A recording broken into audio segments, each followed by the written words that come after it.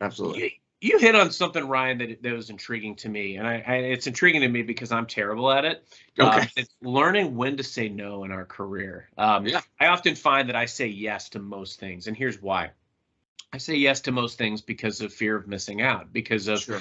what if I say no to this and it turns into, or could have turned into, some great relationship, some great opportunity, something that begets something else. That's why I always say yes to just about everything, and Yep. often to my detriment. Now, I do have some ideas of how I've gotten better at it over the years, but I'd love to hear your thoughts. How do we develop that muscle of saying no in our career? How do we selectively make that decision? Yep. Well, you have to do a proper assessment first of the request. So I'm with you. I actually say yes to most things for very similar reasons. I don't want to miss out. And I've said yes to things that have scared me before, and they've worked out wonderfully, right? And you grow as a person, and it's just a good experience. But there's times when you might say yes to too much. There might be time constraints. We only have so much time in the day. But the first thing I think that you really have to do is, one, have the confidence to say no. I mean, that just to get to that level takes a while.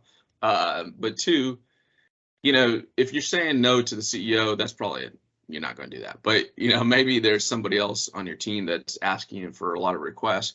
Maybe it's just dominating your time and you don't have the ability. You just don't have the bandwidth. So you have to really evaluate, like, if I'm saying yes to something, is that hurting me and the person that's requesting? Because maybe you just don't have the time to give it your all. And in that case, you should say no pretty quickly, because you want them to find the right resource. But also, what I found is, if you're saying no to certain things, it's probably because maybe that's not a priority. So, for example, we're Q4 right now, right? You got to close deals. If I came to you and said, hey, I have this great prospect that 3 quarters from now, they might want to buy, they want a meeting next week, that might not be the best use of your time, right? Maybe you need to delay that meeting, just depending on the situation, because you might be trying to close some other deals. Sometimes it's not so much a hard no, it's just, hey, let's position it in a different way, but also does it meet our overall strategy or agenda? I think you got to evaluate those things before making your decision. And then, I actually worked at this startup years ago where we had this attorney. Sorry, could you say that again? Sorry, my Siri went off. We had life. That's real life. I know. We had this attorney, our in-house counsel, who, workaholic, great guy, said yes to everything. You could go to him in the middle of the day, he would drop everything. But he got burnt out really quickly because he was just like a million miles an hour going. And that was actually probably my first experience of learning that maybe we should say no to certain things, because I just watched how he just worked all hours of the day and night, and he had no social life. And so what actually in his situation, he eventually brought it up. Hey, I don't have the bandwidth anymore. And the company hired another attorney because they recognized that too. But he had to say no to get to that point. And so it's not always a bad thing. Sometimes, again, it's good for the organization. It's good for the people asking for the request. I love how you highlighted the fact that you've got to do the analysis, because I think that is the most important piece to learning when to say no. I say yes to just about everything. And Sure. It's because, truthfully, it can be very rewarding. Yeah. But to your point, if you take on a lot of these components, there's a diminishing return, because you don't have the ability to get done everything that you need to get done. But when it starts eroding your ability to do like your daily non-negotiables, that's where it's a serious challenge.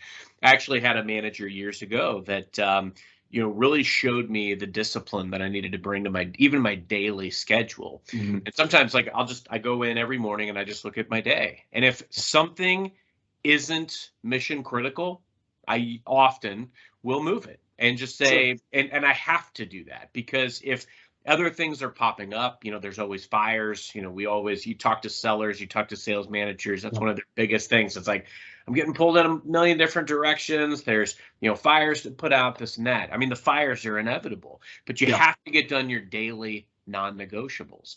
And that's where you've got to apply very strong discipline to your scheduling. Is if I know that I can't get done my daily non-negotiables, then I got to push some stuff. And to your earlier point as well, Ryan, some of these things, it's a priority, but maybe it doesn't have to happen right this second, and Right. that's okay. You have to apply that discipline, because believe me, people will take the time that you're giving them, and as Yep. well they should. As well they should, because it's, if they requested time, you're giving the time, and time is our biggest resource. But Right. you also should have a say, and do have a say in when that time is transacted. And I think that's the key, is making sure that we are understanding of that, that we, to your point, like if it's something that can wait, that we discern that and figure out, when it fits the right way. But also, do we look at some of these situations and realize that maybe, is there another way that I could come about it? Does this meeting have to be a meeting? Could I send a message? Could I send an email? Could I route this person to another resource? Am I the right person? I don't need a 20, 30-minute phone call only to find out that I'm not the right person. So let me ask a few fact-finding questions to make sure that I'm the right fit for this conversation to begin with. So, make some of these decisions, but at the core, it's exactly what you said. It's the analysis element. Yeah, do the assessment, and then there is a right way to say no. You don't just say no. Like, to your point, maybe there's another resource. But the other thing is, I think if you do need to say no, you don't want to delay the no. You need to be pretty responsive so that they can find somebody else, or maybe you can position it at a different time. So yeah, you got to work with them for sure. Love that.